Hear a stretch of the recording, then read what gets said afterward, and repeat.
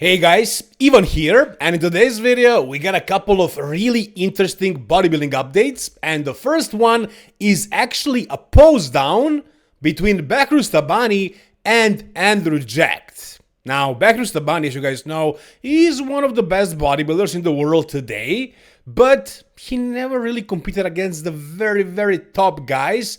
Yeah, he went against some of the heavy hitters like William Bonek, like Exila, like Nathan Asha, but these guys are, at least now, they're like top 10, top maybe 7, 8 Mr. Olympia material. I mean, Bonek was second at the Mr. Olympia, but it was a while ago, like 6 years ago. So Behrouz never really stood against any of the very top guys. And now we have a chance to actually see him compared to the very top guy. I mean, Andrew Jewett, top 3 at the Annual Classic, top 5 at the Mr. Olympia. That's a pretty high ranked guy. So right here in this video, we can actually see what this comparison looks like. So first of all, the size difference. It's actually not that big. I mean, we can see Behrouz's legs here, and that is kind of a weak point for him. And you can say that Andrew's legs are also a weak point for him, but not from the front. Definitely not from the front. From the front, Andrew has crazy big quads, but from the side and from the back, because of the hamstrings and the overall leg thickness, Andrew's legs are kind of a weak point. But like from the front, with the shape of his quads, he actually has a pretty good sweep, really good shape, and his legs look big from the front. And Behrouz, that's his weak point. So here we can see their legs, and that kind of, it doesn't really show us the full picture of these guys. We can only see their upper bodies.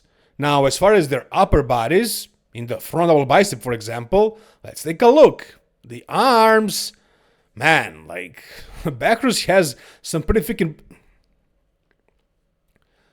Man, like, Behrouz has some pretty freaking big arms, but Andrew's arms, man, these days, his arms are absolutely ridiculous. And you guys know my opinion on this.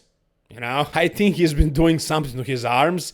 I don't think his arms just grew like this all of a sudden for no reason. They weren't this big a couple of years ago.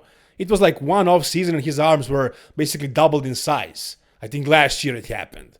So yeah, my best guess is he did use some SEO, not a lot, not to the point where he ruined his arms, but it's definitely noticeable. And his biceps are kind of... reminding me of Milos Sarcev's biceps in 1997, for example, when his arms actually blew up, and his biceps kind of looked similar to this.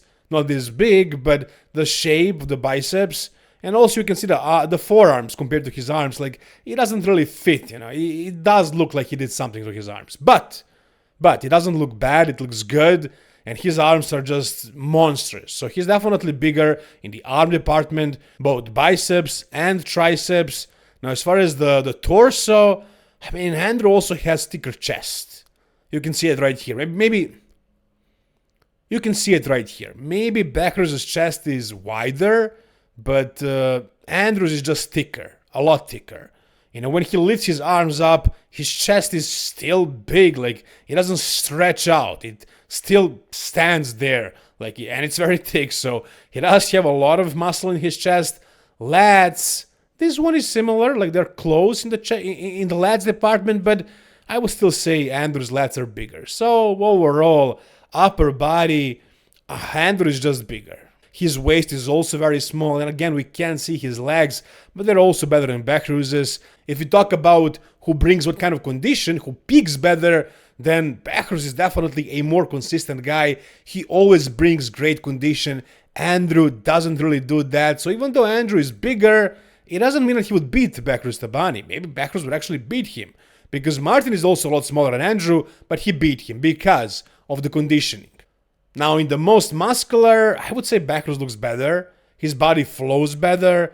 I mean, there are also different variations of most muscular that Andrew can hit and potentially beat Behrouz at, but in this one right here, Behrouz definitely flows better. His arms look super dominant, his waist looks small, his shoulders are wide, he just flows better, he looks better in this one. Now, as far as the back double bicep, this one is tricky to compare because none of these guys are in condition, and you can't really look your best in your back poses unless you're really in shape. And yeah, Behrouz competed recently, and Andrew not really, not so much. So Behrouz is probably in better condition than Andrew right here, but they're close in condition.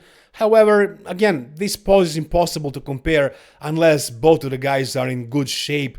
But if you talk about just the size, the thickness of the back, I mean, Andrew is just thicker, man. Like, Behrouz has pretty good shape, small waist and all that, but Andrew just packs more muscle, way more muscle in pretty much every single body part. Now, we come to the side, chest, a side pose.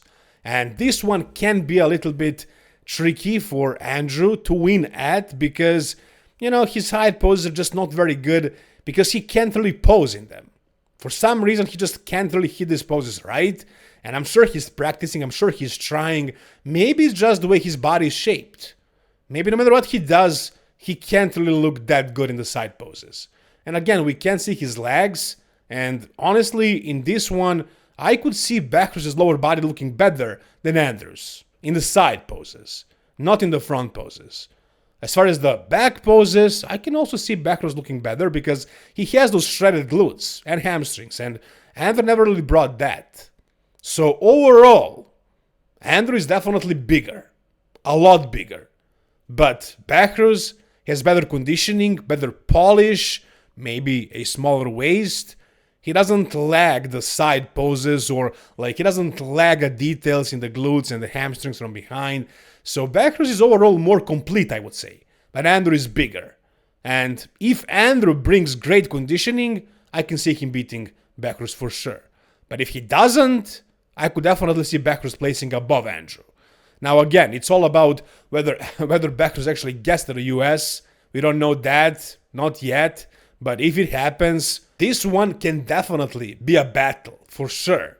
Now we also have a physique update just from Behrouz. In this one, he's just posing alone. And honestly, guys, this is looking really freaking impressive. So as you can see, Behrouz Tabani right here, man, in this most muscle right here, he just looks crazy, bro. He looks insane. And, you know, I feel like in his off-season, his past off-season, he didn't really take it too seriously.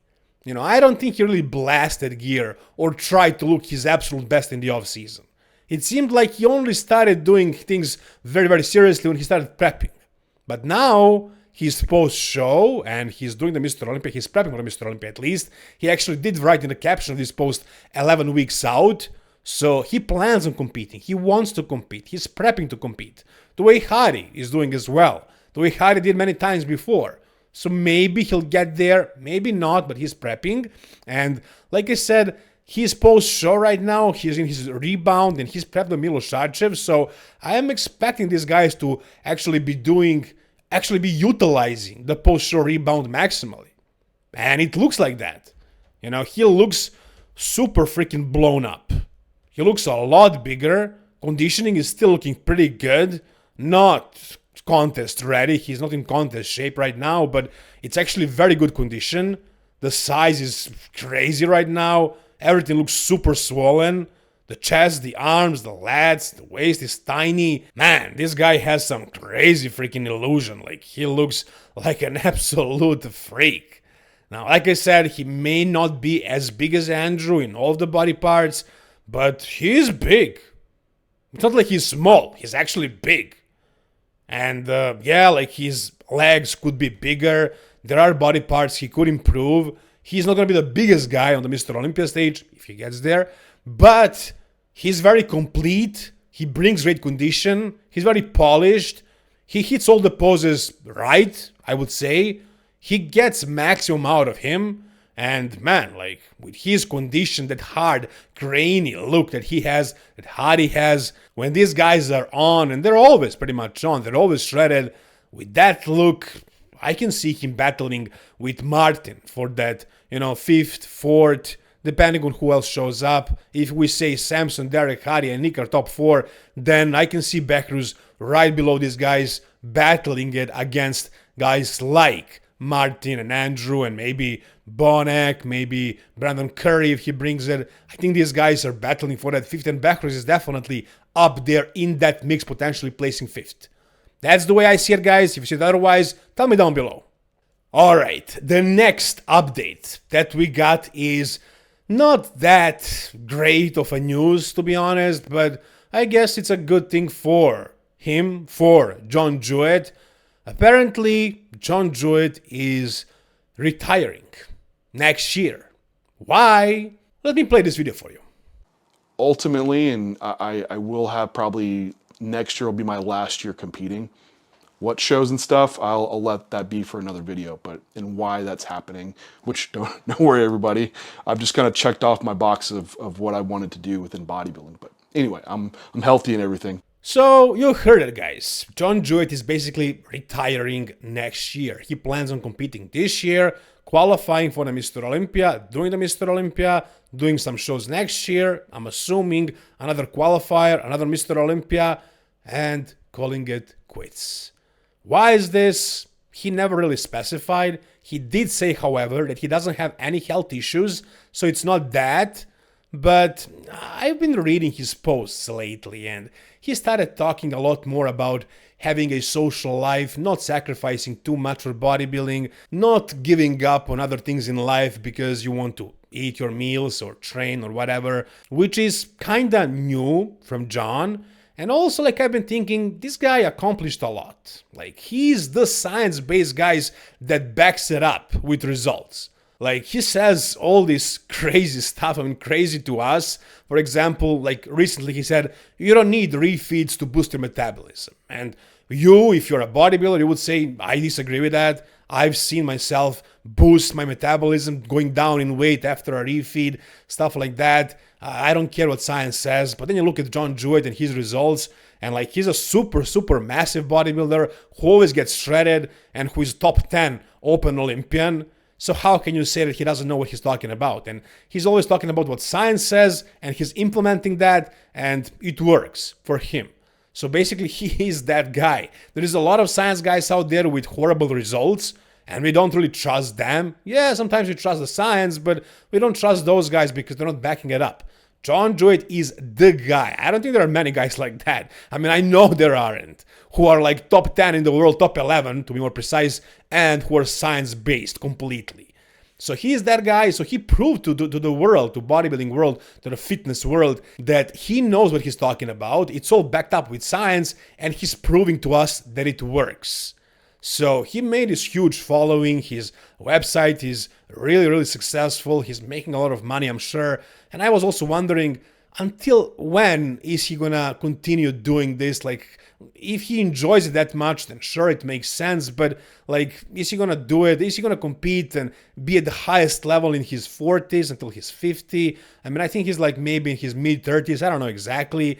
So there has to be a time when he actually stops doing this and starts focusing on his health and longevity, because he already accomplished all the success he needed to accomplish to be successful in this sport, in this industry. He can continue making a lot of money with his website and all the other things that he's doing without really competing anymore. I think he proved everything he has to prove, and maybe he started enjoying it less. He actually spoke about that as well. He wasn't enjoying his prep too much recently. So yeah, I mean, it happens to everybody at some point in their careers, and he accomplished a lot. And he also plans on competing more, like doing Tampa Pro right now. And if he doesn't win another show to qualify for the Mr. Olympia, to do the Mr. Olympia next year, another show, another Mr. Olympia, I'm guessing, I'm assuming.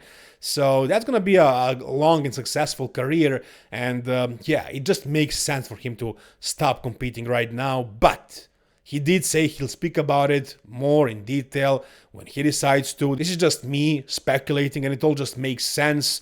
Whatever you guys think, tell me down below. Alright, and the last update that we got for today is from John De La Rosa. Now, if you guys watched my prediction video for the Tampa Pro, I actually had John De La Rosa winning without seeing any updates from this guy. Simply because he was fourth at the Annual Classic. And I did say he's going to place first, and I put Justin Shire in like 6th or 7th. And Justin Shire did beat John De La Rosa 2 years ago, but that was John's comeback here. Comeback show, actually. He wasn't in great shape, and he lost to Justin Shire. After that, John made a lot of progress. Patrick didn't let him compete right away. They actually did an off-season after that show. He came back and at the Arnold Classic, he looked absolutely amazing, guys. So John De La Rosa is definitely, in my opinion, the highest ranking guy who is doing the Tampa Pro. That's why I have him winning. And at 2 days out, Patrick Tour posted his physique update. Let's take a look at it. So from the back, it seems like John is in good condition. And that is really the thing that I would be worried about, because at the Tampa Pro where he lost to Justin, he wasn't in great condition and he wasn't super big and full either. But now he looks shredded. The glutes are definitely in, the hamstrings as well. He is holding some water and he is very flat, like Patrick stresses in his post, of course. So now he's going to start carbing up, only at 2 days out. I mean, maybe these guys could have started carbing up a little bit earlier. Maybe at like 3 days out, but they didn't. Why?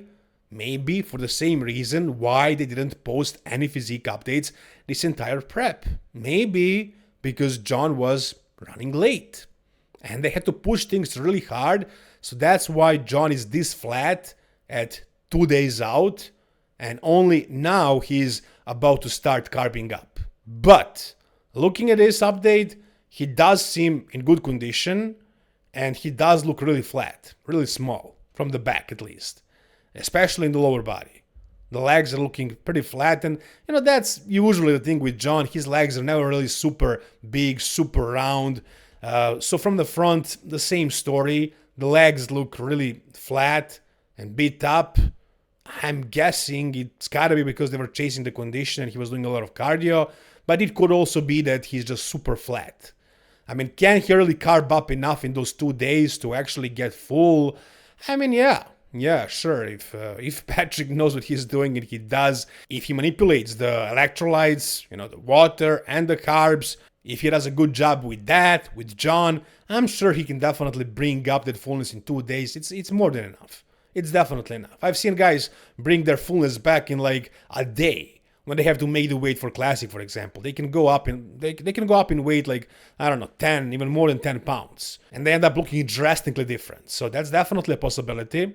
Now, as far as like the size, did he actually lose some size? Did he actually lose tissue during this prep? Or is it just the thing of fullness? I'm not sure. We'll see. But the conditioning is good. Because of his flatness, he also won't show a lot of details. But like, if I didn't know better, if I didn't know that he was flat and that could be an issue, if I just saw this and if I thought this is going to be the way he's going to look on the stage, I would say he's not winning or placing very well. Because this definitely looks a lot less impressive than any other updates from the top guys who are doing this show. So I'm thinking maybe they're playing mind games. First, not showing anything, the entire prep, and then showing this one update that doesn't look super impressive. And this is probably not what John is going to look like on stage, but I'm also not sure how much can he really change.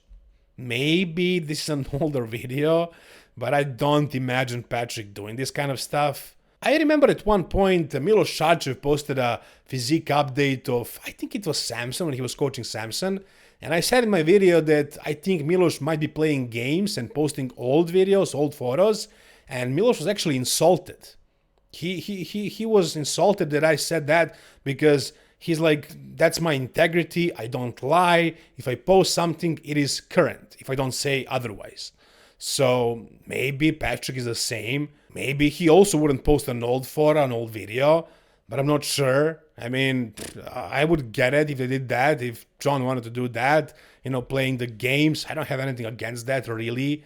I wouldn't find it insulting if somebody thought that I was doing that, but I don't know what these guys are thinking. So maybe this is an old video, maybe not. But yeah, John is not looking super impressive here, but if you consider that he is flat, and maybe that the lighting here is not perfect, and also that he didn't shave, I mean, maybe he's going to look drastically better.